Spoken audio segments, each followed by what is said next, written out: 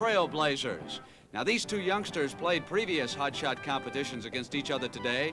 Their score right here is only part of their total score. Kevin, on the left, is leading Robert by a score of 70-42. You're watching young Mr. Lilly here, and he's really got his work cut out. He's 11 years old, and he's in the 6th grade at David Brewer's school, while Kevin here is 12. He's a 6th grader from Albany, Oregon. He entered hot shot through the Albany Boys Club last summer, and he has won every match he has ever played. His dad's a sales manager for a radio station in Albany.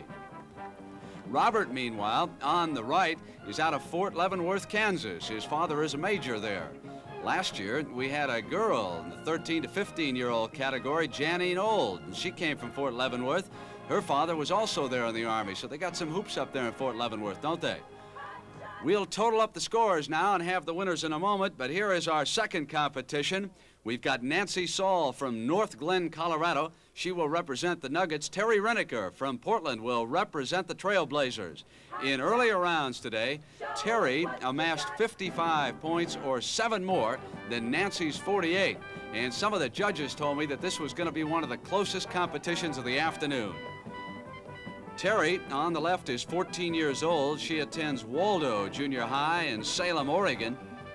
You can tell just how hot the basketball fever is out here in Oregon with the success of the Trailblazers. We've got several youngsters representing them in the finals. Nancy is 14. She attends North Glen Junior High out of Colorado, and she is a marvelous all-around athlete. Besides being a good basketball player, she likes to swim, and she was Colorado's 3-meter diving champion in 1977. And these girls are pouring in the baskets, aren't they? This is extremely close.